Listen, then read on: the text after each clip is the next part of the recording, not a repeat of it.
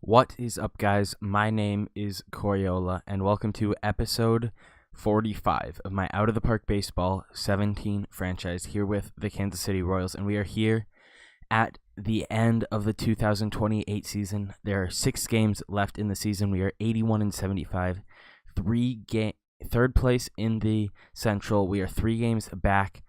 We are in third place, 10 games back of Chicago. We've been eliminated. We've gone 2-8 in our past 10 games, and Detroit has actually passed us in the division and in the wild card. We are a game and a half behind Detroit, and right now we're fighting for that second wild card spot behind LA. We've got 6 games left, and so we are going to the Pennant Chase. And right before this episode started, my lineups got messed up, so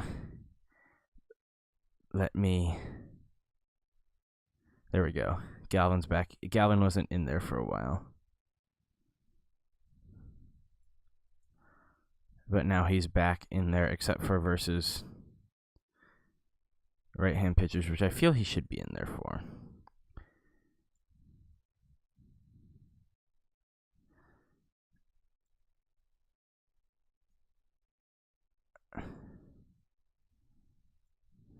God damn it.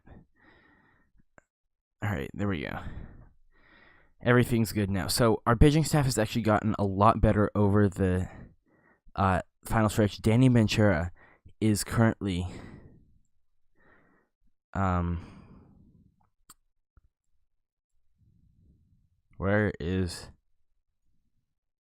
here we go. Who's hot? Danny Ventura. In the past 13 games, he's 18-0 with a 1.81 ERA. That's 84.2 innings pitched, 83 strikeouts. He's been on fire in the second half, on pace for 4.7 wins above replacement. He's been unbelievable this second half, and part of the reason we stayed in it. Our lineup has actually regressed a bit. Billy Napier has really regressed. He was like at 325 with like 20 home runs at the midway. He's only hit 2 more home runs or something since the midseason. And everything's just kind of in a lull right now. And so we're hoping that we can bust out of this kind of losing streak. I believe we lost 5 straight games. Yeah. And kind of push our way back into the playoffs. As you can see, September was not a great month. August was not a great month. Here's where our losing streak happened. 2 against Cleveland, 3 against Seattle. So we're hoping we can turn it around against Minnesota, and 3 in Chicago. And now, do you need to make sure my sound is turned off and that OBS is not recording actual game audio? It's not. Okay, cool. All right, let's get into it. Minnesota versus Kansas City. Alex Reyes versus Sam Danforth. Why is Carlos Reyna leading off? I don't know. I'm going to go half inning by half inning for these games because I want to get them done a bit faster through 2-1-0 Kansas City. 2 runs in the bottom of the third for Minnesota. 4th inning, no runs for either team. 5th, 2 more for Minnesota. A 2-run home run by Larry Honea. Danforth is at 93 pitches. His night is done. Let's get up Allard for an inning. All right, down by 3, top 6. We don't get anything going. Colby Allard he'll try to get 2 innings. Come on, click on it. 6th, nothing. Top 7, nothing. Bottom 7, nothing. All right. The 8th and the 9th will go to McKenzie. Come on. I don't know why, but when I'm recording, my mouse is much worse. All right, McKenzie, can he hold it? He does. Can Kansas City get anything going? They've got a runner in second with nobody out here in the 9th. There'll be Jaron Shelby DHing today. De Leon's pitches ground ball, second base, Munoz to first. Shelby out, Seager to third, 1 away for Ahmad Rosario. 3-2 on the Royals' second baseman. Ball 4, and that'll bring the tying run up to the plate in Raul Castro. 3-1. on Castro, ball 4, and the bases are loaded for Carlos Reyna. The tying run is on base with 2 outs. 1 for 3 today, the 0-1 pitch.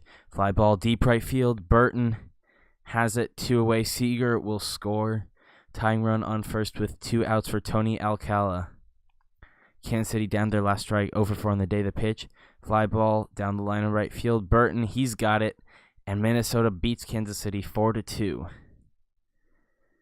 And let's see what Detroit did today. Detroit won a game, and they are now up 2 games on us here in the wild card chase. So game 2 will be Jose Molina versus Jason Hartley. All right. Game 2 of the 3-game series. 0-2. Top 3 runs by Kansas City. Minnesota gets 1 back in the 4th. 4 innings. Molina's at 54 pitches. Oh, damn it, Jose Molina. 4 runs in the bottom of the 6th. It is now 3. Damn it. Okay. I don't get why my mouse doesn't work while I'm recording. Jose Molina struggling in the bottom of the 5th, and that's going to cost Kansas City dearly. Kyle Oliver will enter to face Minnesota's lineup. Gets through the 6th painlessly, 7th painlessly. All right, for the 8th and the 9th. Come on, I'm clicking on broadcast repeatedly. Top 8th, nothing going. I wanted to get Oliver out of there, but he gets 3 innings, so Strahan will go in. If we force a bottom of the 9th, top 9th, nothing going, and Minnesota takes game 2 of the series. And now Kansas City. Let's see how Detroit did today. Detroit won again. So if Detroit's magic number is down to 2, all it takes is a Detroit win, a Kansas City loss, and Detroit will beat the Royals out for the wild card race. So Deerdorf versus Mason Englert, game 3 of the series. Kansas City cannot afford to lose another. They get 5 runs in the top of the 2nd. Hopefully that's enough this time. Deerdorf excellent through 4, 5, 6. Gets us 7 innings. Gonna go 1 more. Why not? 8 shutout innings for Chris Deerdorf. The 9th, we get Bob Volmar up. Top 9, we get another one, so Volmar will come in. And they get 1 run, but Kansas City does leave with 1 game from Minnesota. Looks like Chicago lost. What about Detroit? Detroit did not lose, so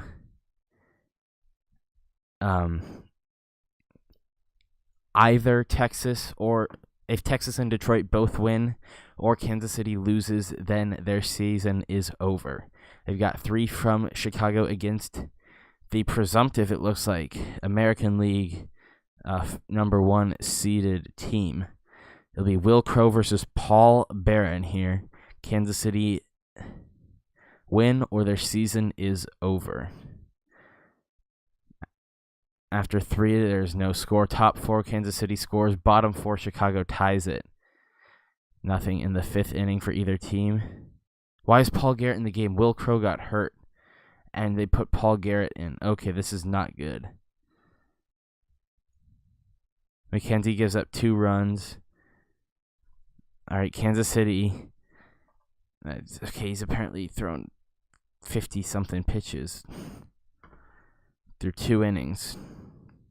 All right, top 8th, runner on second, 2 outs for Kent Early. The Royals need 2 runs in 2 innings if they want to stay alive this season. The 2-2 pitch to Kent Early struck him out, and that's the inning. Kansas City, their season hangs on 1 half inning. Bob Volmar will enter for the bottom of the 8th. He does not give up a run. Top 9th will go batter by batter. It'll be Brent Honeywell to face the 4, 5, and 6 members of the Kansas City lineup. It'll be Manny Sanchez, Billy Napier, Corey Seager. If anybody gets on, Carlos Reyna. 3-1 to Sanchez.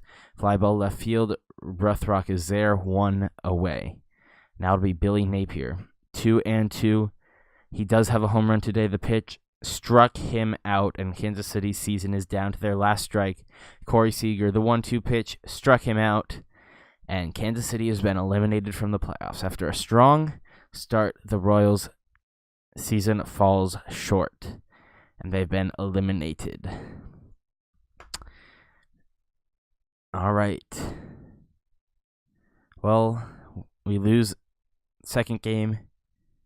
Final game of the season, we lose 2-0. Sam Danforth pitched all pretty well, actually. Looks like Ventura struggled. That's a shame. He had such a good second half. Okay, mouse, seriously, what is wrong with you? Why does my mouse, of all things, mess up? So, final stats for the season, Armando Galvin, 272 home runs, which is a lot for him. In fact, in his career, that is his second and third career home runs. Tony Alcala, 294, 9 home runs. Kent Early, 302, 20 home runs. Manny Sanchez, his contract is up. He will not be coming back. 198, 6 home runs. Billy Napier, he struggled mightily down the stretch. And considering we've got the lefty Galvin, I'm going to look for a right-handed bat. Replace Napier. I do not think Billy Napier will be with the team next season. Corey Seager, he's in the last year of his contract. It'll probably also be the last year, or he's got a team option. Next year will most likely be last year with the team.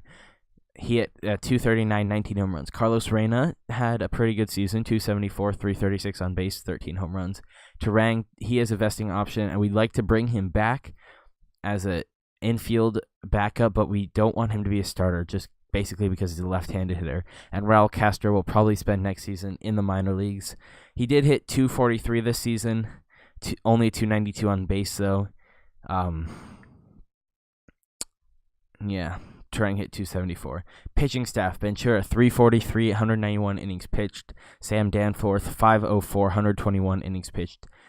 Both of those guys will be back. Jose Molina, his contract is a vesting option. I do not believe he's met it, so he will be a free agent next year, or this year. We might not bring him back. Deerdorf, he had a fantastic season until he proves us that he was on his last chance this season, but he's gotten himself at least one more season with the team with a fantastic campaign this season. And Will Crow's in the final year of his contract, and I don't think we're going to bring him back. I don't like his makeup, and this is really the only good year he's had with us. He actually had a better year last year according to WAR, even though he had a lower ERA and pitched more innings this season. Apparently he had a better season last year. So Crow and Molina are likely gone. Gunter, Volmar, Jensen, Garrett. Allard's a free agent. We'd like to bring him back. Mackenzie Strahan, Oliver. All those guys are likely coming back. We would like to re-sign Colby Allard. So that is the off-season outlook on the team. Let's simulate.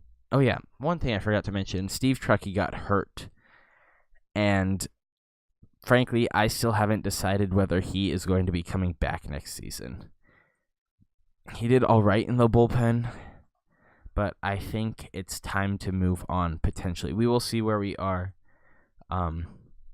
later. So we've got the playoffs. Detroit beats Texas. Pittsburgh beats San Diego in the wild card rounds. Division series. Pittsburgh beats Colorado. Chicago beats Detroit. Mets beat the Reds, and the Yankees beat the Angels. 2 of the series were over in 3 games. 2 of the series went to 5 games. LCSs. New York over Pittsburgh and Chicago over New York. World Series. Mets take a 2-0 lead.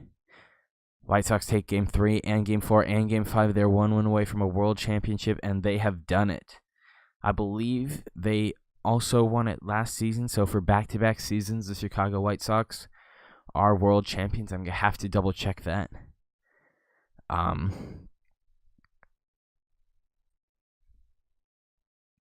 If the simulation would hurry up and not freeze my computer. OBS Studio, you're so... Okay. My computer's... There we go. I don't know why you hate my computer so much. Should probably turn down the encoding. Probably a smart idea. Anyway, we are here at the off season. So yeah, let me double check if I was right about Chicago.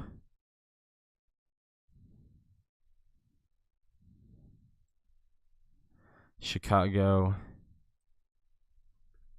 Yes, they have won the World Series back-to-back years. So in years we don't make the playoffs, our division foes win the World Series. Minnesota won it the year we missed the first year we missed the playoffs this series, and Chicago's won it the past 2 seasons. So we will look to rebound next season. Hope you guys did enjoy. Sorry, this episode is a bit late. One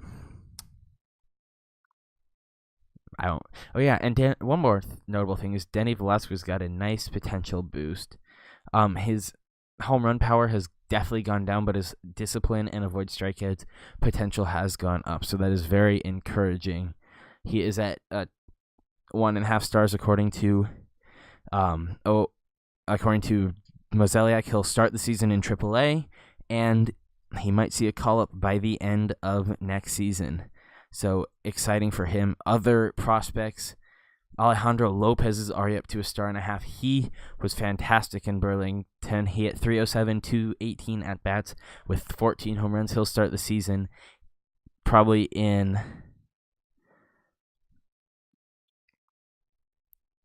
Lexington next season, and he'll work his way up. So he is another promising young prospect who hopefully does very, very well for us. And Jonathan Ramirez kind of struggled this year. Jay Anderson has gotten an overall boost. He hit .205 in Wilmington this season. Other than that, those are our top prospects. Jonathan Ramirez was kind of disappointing.